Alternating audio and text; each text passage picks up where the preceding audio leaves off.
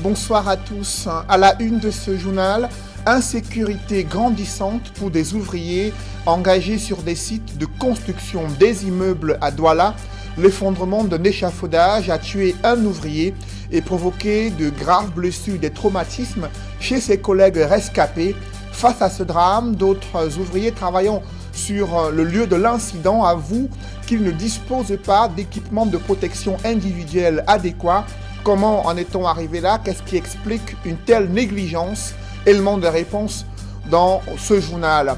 Très consommé à travers le pays, des baguettes de pain connaissent une cure d'amaigrissement. Des boulangers avouent qu'ils procèdent à la diminution de la consistance du pain en raison des prix de plus en plus élevés de la farine et du refus du gouvernement de procéder à un réajustement du prix final du pain.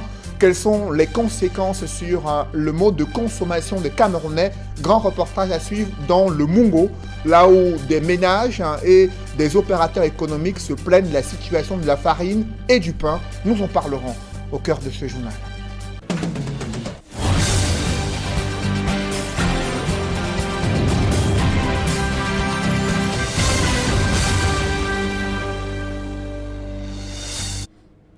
Merci de suivre cette édition complète de l'information sur Equinox Télévision. C'est un cri d'alerte sur la qualité du pain au Cameroun, très consommé à travers le pays. Les baguettes ont connu une cure d'amaigrissement dans les boulangeries, restaurants et cafés. La cause, ce sont des charges jugées asphyxiantes pour des opérateurs économiques qui voient les prix de la farine grimper en flèche. Conséquence, ils ont diminué la consistance du pain pour faire face à leurs charges et au refus du gouvernement de procéder à un réajustement du prix final.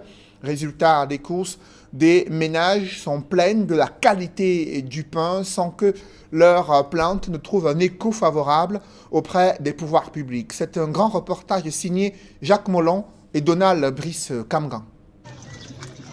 Le cri d'indignation d'un consommateur courroucé par la qualité du pain. Dans le département du Mungo, dans la région du littoral, les clients sont aux abois. Le pain est devenu très léger. Tous les consommateurs, nous sommes exposés. Maintenant, là, quand je prends même les 6, 7, ça ne tient pas toujours. C'est chaque matin le consommant, et même en soirée, on se rend compte que le pain n'a plus cette densité. Donc, avant, nous prenions 5, maintenant, le matin, on est obligé de prendre entre 8 et 10 pains. Pour faire face à l'inconsistance du pain dont le poids a drastiquement chuté, les parents trouvent des astuces pour échapper aux dépenses qui ne cessent de s'accentuer. Ce n'est que les petites choses qu'on nous fait actuellement. Maintenant, là, je préfère, s'il y a le reste de nourriture, je chauffe et les enfants mangent. Dans les échoppes et les boutiques, ce sont les revendeurs et les revendeuses qui encaissent les récriminations des usagers. Eux qui subissent également cette baisse de la qualité du pain, mais aussi des beignets, du gâteau entre autres. Pour le pain, leurs bénéfices sur les baguettes sont passés de 20 à 15 francs CFA ou de 15 à 10 francs CFA. Les clients aussi se plaignent beaucoup. Le pain est trop léger. Nous sommes passant de 20 francs à 15 francs. Et vraiment, nous ne joignons. Tout part en effet des boulangeries. Afin de faire face à la hausse successive des prix de la farine, certains opérateurs ont choisi diverses options. La plus répandue consiste à réduire le poids du pain afin de faire des économies et soutenir les charges. Se défendent-ils? Tout simplement, la farine est passée dans la boutique de 17 500 à 20 000 francs et ça devient très très délicat de produire le pain et s'en sortir. Donc nous courons maintenant là pour équilibrer nos dépenses, ça ne va pas. Une autre mesure pour affronter l'envol du prix de la farine, la réduction des marges bénéficiaires des livreurs. Réduction comprise entre 5 et 20 francs CFA selon les boulangers. Même la distribution ne parvient pas à le faire normalement à cause de ce prix. Il y a des jours où nous sommes obligés de courir dans les petites boutiques pour se ravitailler en farine. Le beurre qui est passé de 18 680 à 21 650. L'huile qui est passée de 15 800 à 18 500. Ça impacte beaucoup sur l'activité. Donc nous avons vraiment de réelles difficultés dans ce domaine-là. Depuis 4 ans, les prix de la farine connaissent une hausse successive sur le marché international. La flambée s'est accentuée avec la crise à coronavirus et ses effets sur le commerce mondial. La Russie, principal fournisseur du Cameroun, a baissé ses exportations, hypothéquant l'offre locale. Le syndicat national des boulangers du Cameroun a saisi le gouvernement sur le choc du marché. Les discussions achoppent sur les mesures adéquates à prendre pour l'instant. Dans la ville de Bafoussam, l'enrôlement physique des demandeurs de nouveaux visas, de nouveaux passeports, se heurte à quelques difficultés qui pourraient compromettre le délai officiel. Selon les autorités en charge de l'établissement des passeports, il faut attendre 48 heures pour obtenir le précieux sésame. Mais à Bafoussam, il y a des inquiétudes sur les conditions de respect de ce délai. Malgré cela, des usagers trouvent que les nouvelles procédures sont plus fluides. Explication avec Robert Kenyé et Vivienne Tonfac. Arsène se fait prendre des paramètres pour l'établissement de son passeport au commissariat de l'Immigration de Bafoussam. Ce jeune sait d'emblée qu'il ne servira à rien de perdre de son temps pour passer dans 48 heures afin de s'assurer de la disponibilité de cette pièce. Implicitement, l'information vraie lui a été filée. On m'a dit que j'attends juste mon jour et que minimum une semaine, je pourrais avoir ce passeport. Or, je pense que ça doit être plus rapide normalement. Comme les autres usagers, il trouve néanmoins raisonnable la nouvelle date probable de retrait de son document de voyage, comparativement à ce qui se faisait par le passé. Non, mais déjà, c'est déjà mieux parce que l'autre fois, on avait ça en 3 mois, 4 mois. Et la procédure était trop tracassante. Si on peut l'avoir déjà en une semaine, c'est déjà satisfaisant. Donc, à moins de 30 minutes, ils m'ont enrôlé ici physiquement. Et je suis très fier, c'est plus bon qu'avant. Je trouve que c'est mieux par rapport à avant. Parce qu'avant, il y avait des arnaqueurs, il y avait des démarcheurs. Il fallait passer par les démarcheurs. Les démarcheurs te prenaient 250 000 francs. Ils te disaient que ça devait sortir le même jour. Et puis, tu payais, ça faisait même 3 mois avant que ça ne sorte. Si au commissariat de l'Immigration de Bafoussam, aucune raison officielle n'est donnée pour justifier cette rallonge de délai de disponibilité du passeport, sous cap, des agents relèvent les récurrentes coupures d'électricité et l'instabilité du réseau Internet qui plombe leur travail. L'écrivain et philosophe Fridolin Kay est convoqué à la division de la sécurité militaire un mercredi 21 juillet 2021. L'objet de cette convocation est une enquête de sécurité. Le motif est incitation à l'insurrection et à la mutinerie au sein des forces armées. Cette convocation intervient quelques jours après la dédicace de son ouvrage du philosophe intitulé Paul Biya, Chronique de la faim, réflexion sur le naufrage d'une autocratie, une dédicace qui a fait courir des universitaires et écrivains. La quintessence de ce nouvel ouvrage de philosophe est évoquée dans ce reportage signé Gizogo. Le docteur Fridolin Kay, à propos du régime en place au Cameroun, estime qu'il est arrivé au bout du rouleau. C'est la quintessence de l'ouvrage qu'il publie à cet effet aux éditions du Chabel sous le titre Paul Biya, Chronique de la faim, réflexion sur le naufrage d'une autocratie. La dédicace de cet ouvrage de 225 pages à la librairie des peuples noirs à Yaoundé a donné l'occasion à l'auteur d'expliciter le contenu de sa publication. Après cette période de léthargie, d'anomie, c'est-à-dire l'absence de loi, il est question maintenant qu'on pense à notre avenir, parce que personne d'autre ne va penser à notre avenir. Et nous avons fait le bilan du renouveau, un bilan critique avec toutes les dérives, quelques petites avancées en termes de droits, notamment certaines publications de décrets et autres. Mais fondamentalement, ce qui nous interpelle, c'est justement cela. C'est-à-dire que quel héritage pour cet homme qui est déjà parti.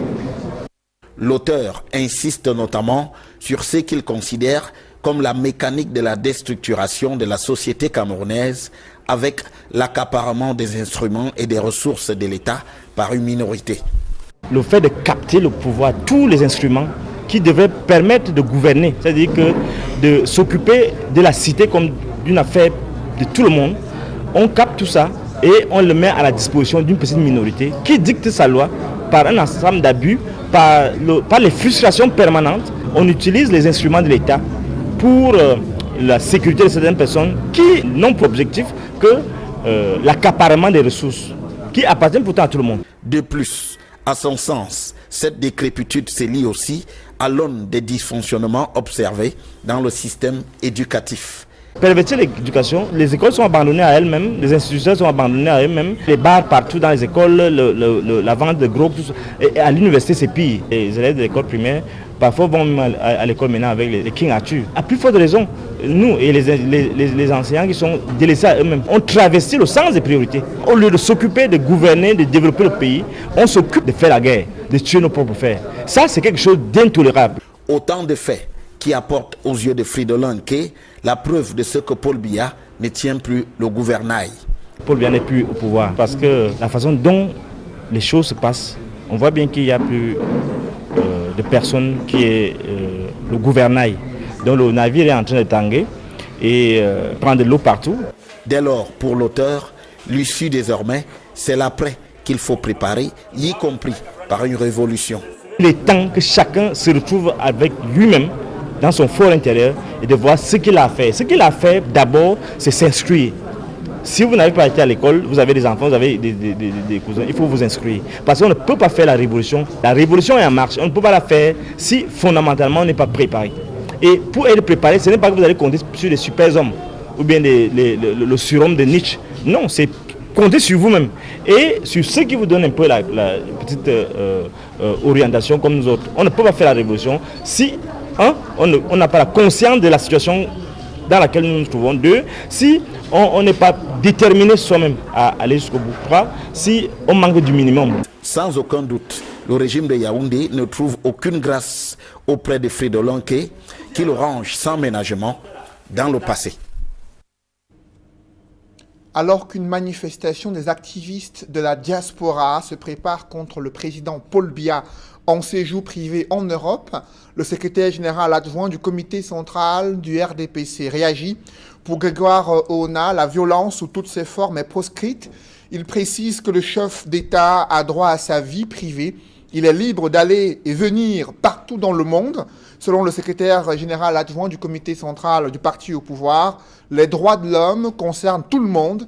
La violence n'a droit de citer nulle part, encore moins dans le débat politique. C'est ainsi que s'exprime Grégoire Ona, secrétaire général adjoint du comité central du parti au pouvoir et par ailleurs ministre du Travail et de la Sécurité sociale. Parlons d'un litige foncier qui déchire une famille et un prétendu propriétaire dans la ville de Konsamba, là où une famille manifeste contre l'achat de leur terrain. Elle conteste la procédure de vente alors que le nouveau propriétaire estime qu'il est entré en possession de l'espace querellé en respectant les normes en vigueur. Des précisions dans ce reportage. Sur les écorces là, on verra là où ça va arriver. Vous avez les écorces, vous brandissez vos écorces. Vous ne connaissez pas d'où je viens. Ce sont là les propos d'une veuve en colère qui dénonce l'accaparement de ses terres dans la localité de Melon par des individus. Apparemment, on a vendu la maison, je ne suis même pas au courant, et on est en pleine construction. On ne m'a notifié d'aucun papier pour me faire savoir qu'on a vendu. Je ne connais même pas le légitime acheteur.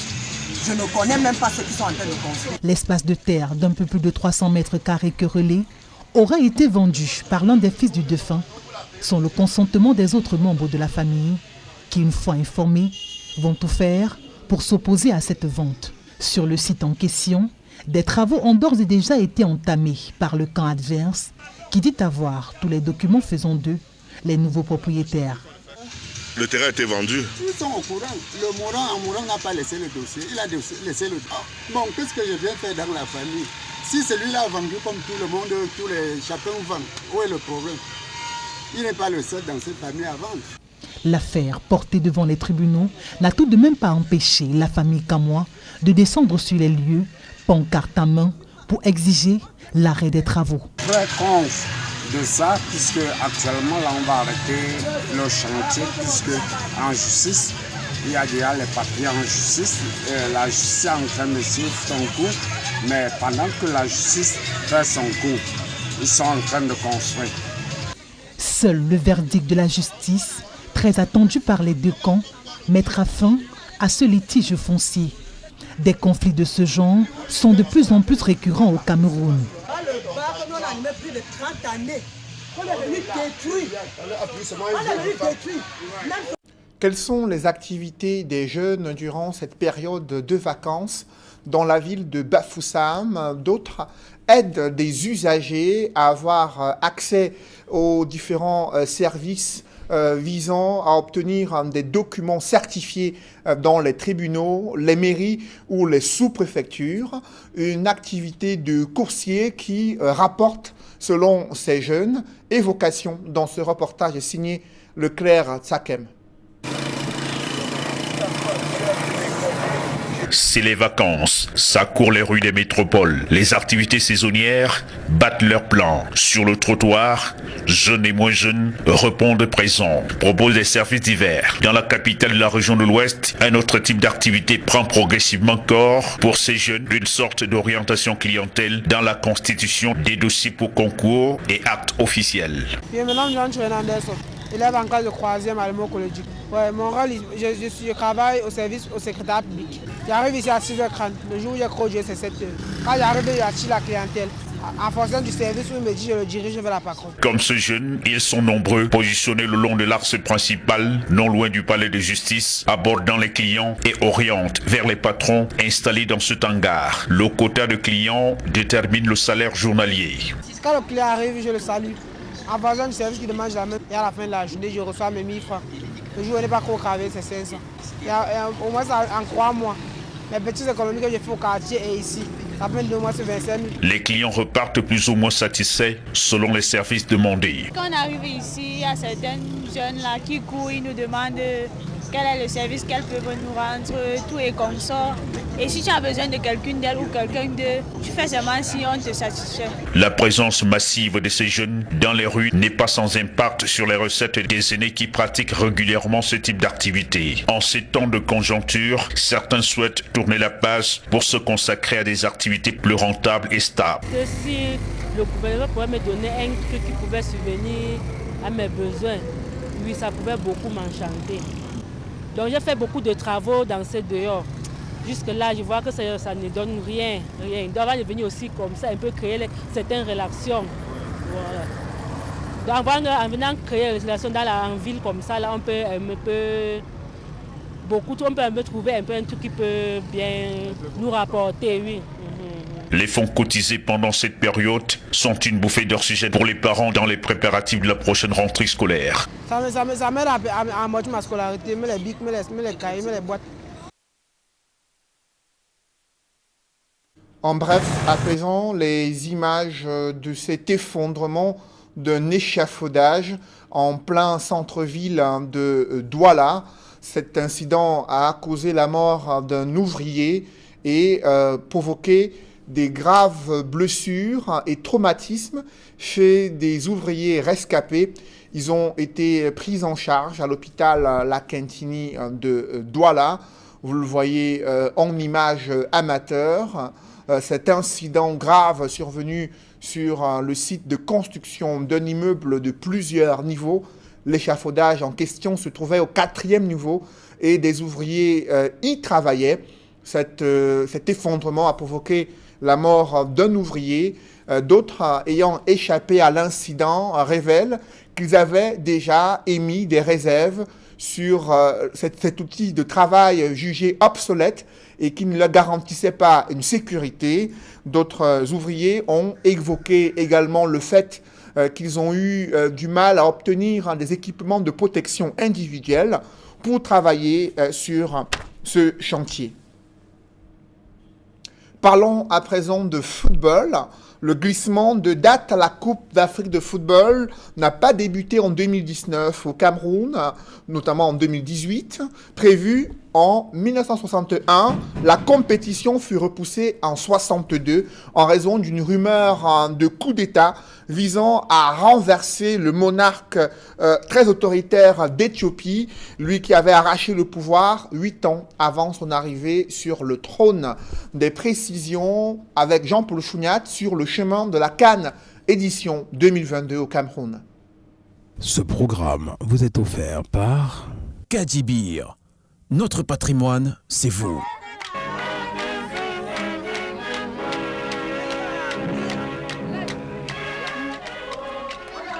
Had it not been for political events, From Addis Ababa through 400 miles of better first to die beside her husband in the battlefield than stay at home to more barren province of northeast Africa called Abyssinia. Had it not been... À partir de 1920, Tafari Makonnen, qui deviendra plus tard Haïlé Sélassié, est le nouveau monsieur politique et diplomatie pour l'Éthiopie, nommé régent et prince de l'Empire, au sorti du coup d'État du 27 septembre 1916, renversant l'empereur Ledge Eyasu et l'impératrice Zaoudito Ier. Tafari Makonnen, le futur Haïlé Sélassié, à la mort de l'impératrice Zaoudito II, fille du roi Ménélik II, elle fut plus dévouée aux affaires chrétiennes qu'à la gestion de la cité, commettant ainsi l'erreur de laisser tous les pouvoirs au futur Négus, de décider de tout et surtout, y compris la politique étrangère de l'Éthiopie.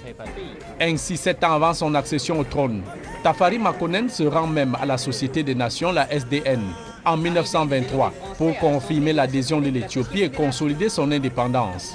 Un des 2 pays africains qui n'a pas connu de colonisation, en dehors des essais échoués de l'occupation italienne de 1894 et 1936. Fait une déclaration à Éclair Journal. À Genève pour exposer au monde entier le procédé infâme employé par l'aviation italienne pour anéantir par les gaz les pacifiques populations de notre empire. Le monde jugera notre agresseur. Arrivée des délégués français à l'Assemblée de la Société des Nations. Messieurs Léon Blum, Paul Boncourt, Monsieur Van Zeeland, nouveau président de l'Assemblée, prend la parole. Que les destinées d'une large portion de l'humanité sont dans la balance. De ce que nous allons mettre dans l'une dans l'autre plateau de la balance, peut la faire pencher pour longtemps du bon. Monsieur le Président, Monsieur le...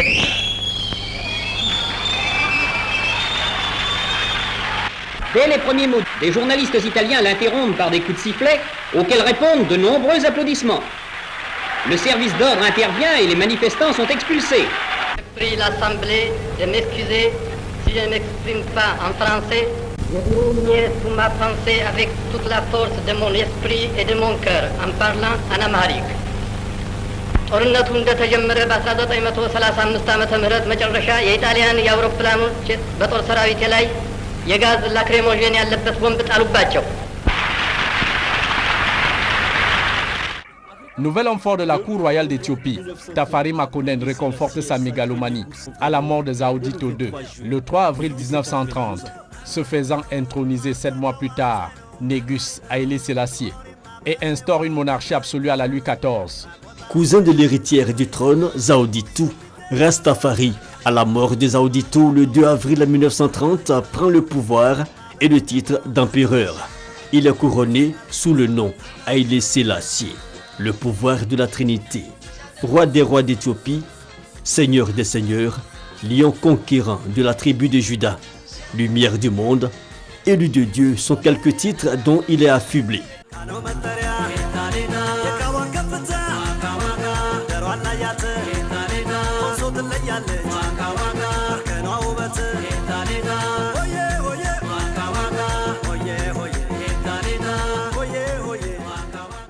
Vivant avec un instinct de toujours protéger et conserver jalousement son pouvoir, toujours hanté par la moindre rumeur de coup d'État.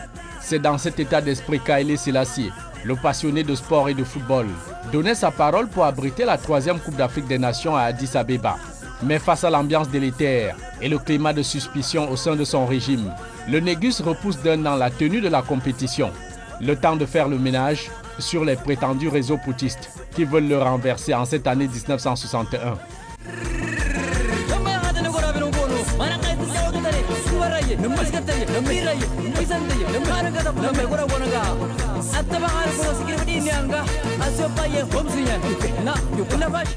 Plus de peur que de mal, le mauvais vent passe avec les puges au sein du pouvoir.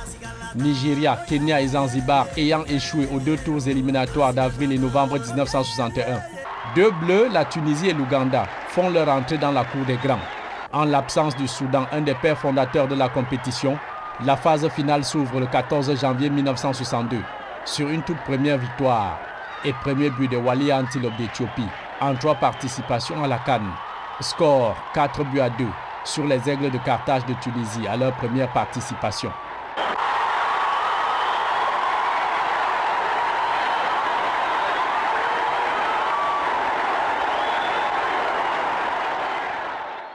De même dans l'autre rencontre de demi-finale, le double tenant du titre, l'Égypte, devenue République arabe unie en 1958, bat 2-1 l'Ouganda le 18 janvier courant et se qualifie pour sa 3e finale consécutive, la 2e face à un pays organisateur, comme devant le Soudan 4 ans plus tôt.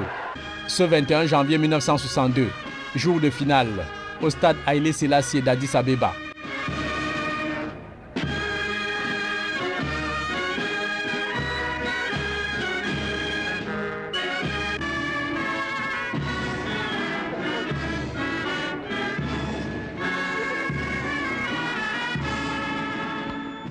Les Waliya Antilopes font chuter les pharaons d'Égypte du sommet de leur pyramide de double champion en titre.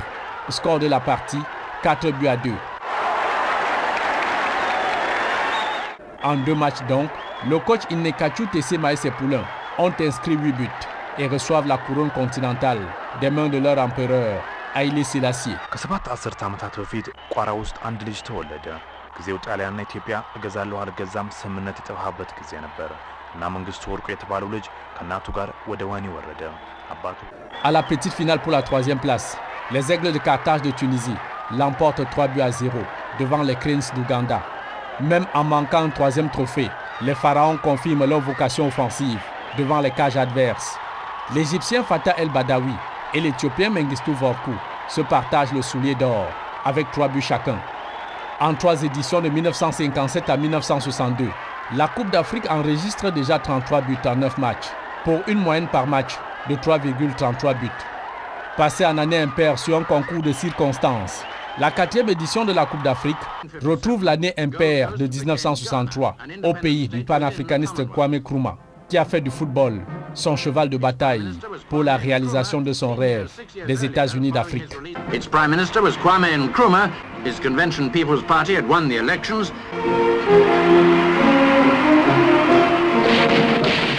Ce programme vous a été offert par Kadibir. Notre patrimoine, c'est vous. Une note en politique, les principaux leaders de l'opposition camerounaise annoncent qu'ils ont achevé la première phase d'écriture d'un code électoral consensuel.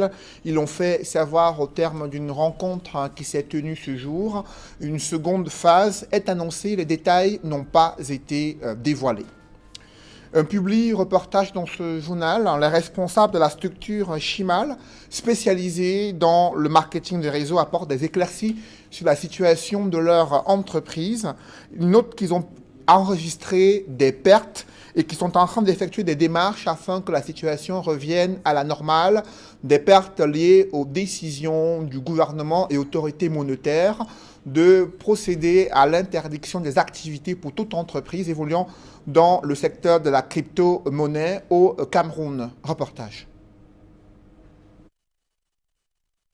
Chalmol, plateforme virtuelle qui allie e-commerce, trading et marketing de réseau, a fait ses pas au Cameroun il y a plusieurs années. Seulement, depuis peu, la structure traverse des zones de turbulence et les responsables ont tenu à éclairer la lanterne des souscripteurs. Les leaders et facilitateurs de Chalmol au Cameroun, tels que Mba Kemlemo Désiré, Ama Blaise et Pouli, Photoshop et les autres, ne sont que les victimes comme les autres souscripteurs. Eux aussi ont perdu de l'argent comme les autres souscripteurs. Mba Kemlemo Désiré, Ama Blaise et Pouli et les autres ont fait tous les efforts, n'est-ce pas, pour informer les autorités camerounaises, les autorités judiciaires qu'administratives de ce qui se passait entre Bencha, Zanwan, Chalmol et les facilitateurs camerounais. L'objectif des leaders camerounais aujourd'hui, c'est de montrer leur bonne foi face à cette situation de crise. Passant par moi, on a contacté le procureur général du centre on a contacté le procureur général de Littoral et nous comptons, vous pouvez voir tous ces documents, nous comptons aussi contacter le procureur du Nord-Ouest, de l'Ouest et du Sud-Ouest. Tout ça, n'est-ce pas, pour montrer non seulement qu'ils sont aussi des victimes que les autres souscripteurs. La chose la plus importante, c'est de demander aux souscripteurs, tous les souscripteurs camerounais qui ont été lésés par les actions de Chamol, de s'inscrire sur le site bit.ly/CHYMA2L-Cameroun. Selon l'avocat des leaders de Chaimol, il n'est pas question de s'enfuir avec les fonds des souscripteurs. J'ai ici la page passeport de Zhang Wan, le chinois, qui est l'un des propriétaires de Chaimol. J'ai aussi la page biographique de Bencha, qui est l'autre propriétaire de Chaimol, de nationalité malaisienne. Les leaders sont ici. Leurs agents, leurs substitutions aussi, tous ces agents, ils envoyaient dans les comptes Chaimol à Kuala Lumpur et en Chine. Et c'est pour cela que en novembre 2020, ils ont bloqué les comptes de tous les souscripteurs. Qui veut dire que les leaders comme les souscripteurs ne pouvaient plus accéder aux bonus et aux paiements. Selon l'avocat, les personnes concernées ont 30 jours pour s'inscrire sur le site bit.ly/CHYMA2L-Cameroun, où un recensement des souscripteurs sera effectué. Mesdames, Messieurs, c'est la fin de ce journal. Merci de l'avoir suivi. Juste après cette édition de 20h, retrouvez Serge Alain Autou et ses invités pour le débrief du journal sur le plateau d'Equinox Soir. Serge Alain. Court séjour privé du président de la République ainsi que de son épouse en Europe, le secrétaire général adjoint du comité central du Rassemblement démocratique du peuple camerounais réagit. Grégoire Rona rappelle à tous les Camerounais, notamment ceux de la diaspora, qui s'apprêtent à manifester contre la présence du chef d'État en Europe, qu'il a droit à une vie privée. Il est libre d'aller et de venir à travers le monde. Pour lui, le débat politique doit être sain. Il ne s'agit pas de se lancer dans la violence. Le respect des droits de l'homme interpelle tout le monde, a-t-il tenu à préciser sur son compte Facebook officiel. Voilà, madame, monsieur, c'est dans l'essentiel Equinox Soir, deuxième partie. Bonne soirée à vous, Cédric. Je vous souhaite une bonne soirée, Serge Alain. Rendez-vous demain.